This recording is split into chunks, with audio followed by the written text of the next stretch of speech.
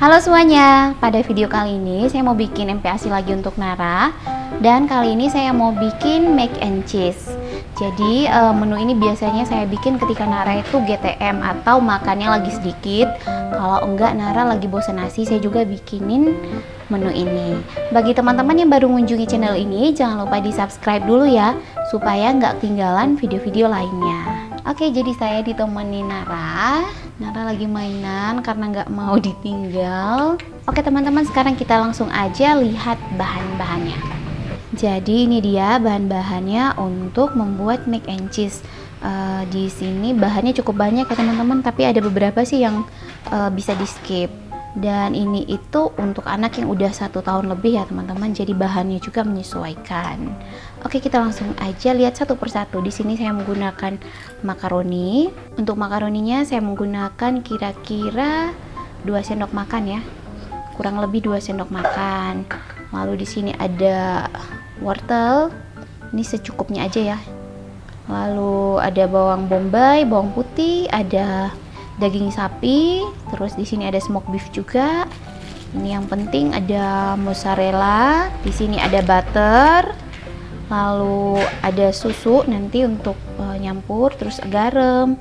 Ini ada kaldu, ini ada lada, terus ini bawang putih. Untuk bawang putih bubuknya bisa di skip ya teman-teman. Lalu ada keju apa ini? Keju oles ya. Untuk mereknya itu tergantung teman-teman ya mau pakai apa. Misalnya kalau udah pakai mozzarella boleh juga ini di skip. Kalau ini mau diganti cheddar juga boleh. Terus di sini saya menggunakan fiber cream ini supaya lebih creamy ya. Dan untuk beberapa bahan itu kayak fiber cream, susu UHT itu harus sesuai umur ya, atau enggak bisa dikonsultasikan dengan dokternya. Oke teman-teman, jadi itu dia bahan-bahannya. Sekarang kita langsung aja ke cara bikinnya. Ini sebelum mulai saya pinggir-pinggirin dulu. Jadi yang pertama itu saya bakal ngerebus makaroninya dulu. Tapi sebelum direbus makaroninya saya cuci dulu. Oke, ini makaroninya udah saya cuci ya teman-teman. Kalau untuk ngerebusnya itu tergantung teman-teman ya, mau didihkan air dulu baru masukin makaroninya atau kayak saya gini, tergantung teman-teman. Oke, ini sebelum ngerebus saya masukin garam sedikit. Lalu sekarang saya rebus. Untuk lama ngerebusnya itu bisa disesuaikan ya teman-teman. Kalau misalnya anaknya suka yang bener-bener empuk, tentu waktunya lebih lama.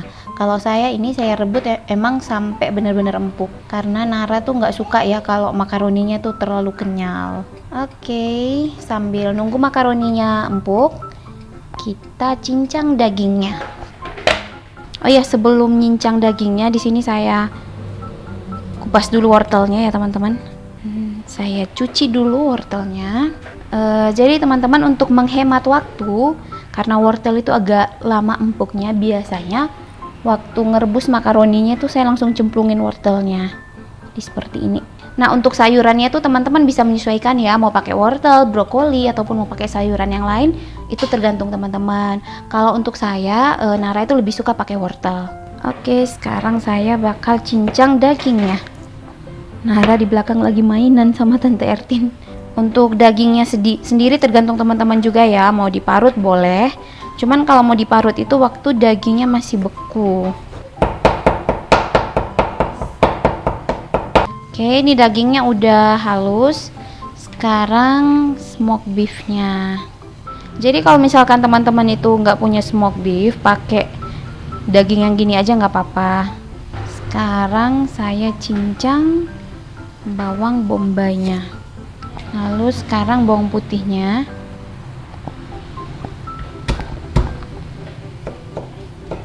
Ini saya cek lagi, ini belum benar-benar empuk. Ini untuk wortelnya saya angkat aja karena nanti masih dimasak lagi. Oke, jadi untuk wortelnya sekarang bakal saya iris-iris juga.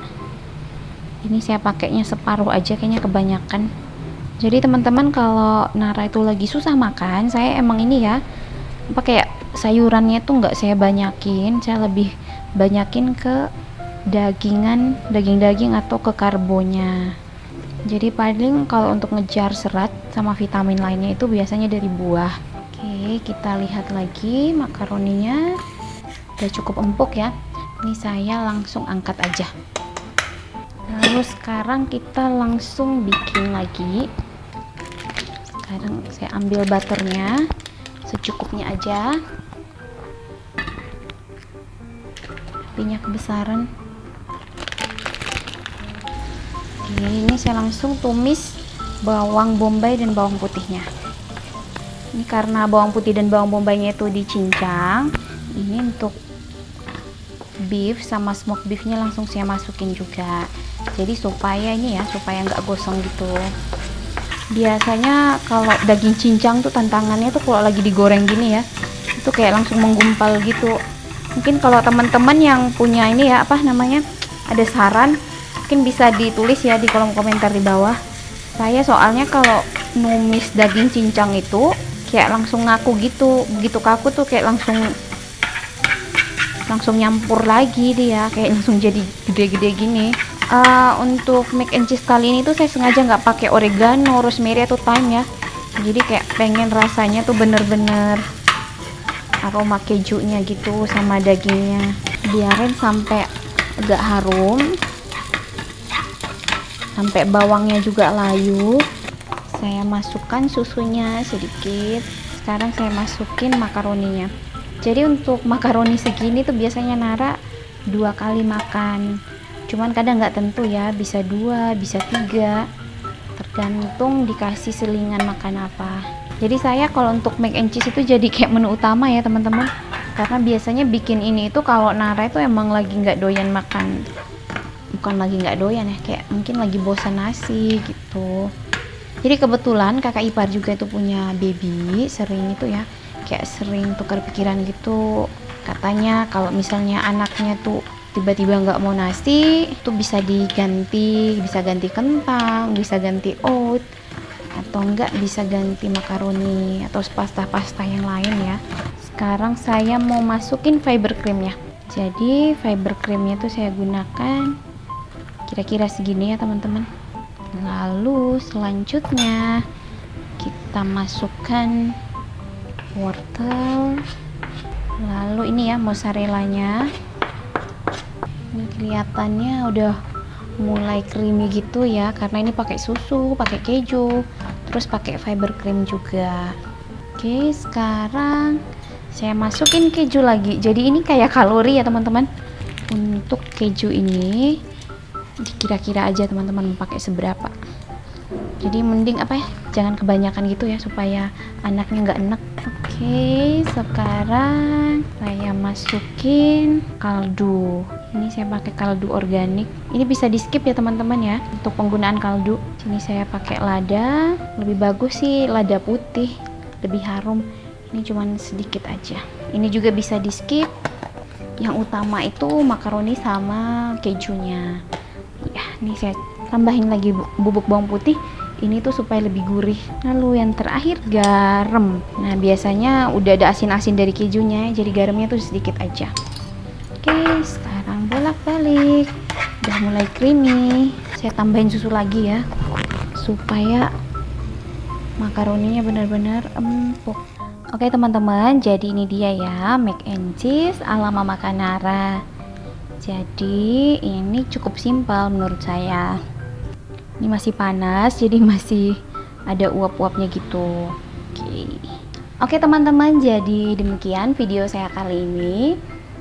MPASI untuk Nara, makaroni mac and cheese, makaroni dan keju seperti itu. Jadi teman-teman, menu ini tuh menurut saya gimana ya, kayak menu yang benar-benar disukain oleh anak-anak. Jadi kalau anak saya tuh lagi GTM, lagi bosen nasi, biasanya saya tuh selalu bikinin ini, dan ini tuh mempan banget. Terus untuk kreasinya seperti apa itu tergantung teman-teman.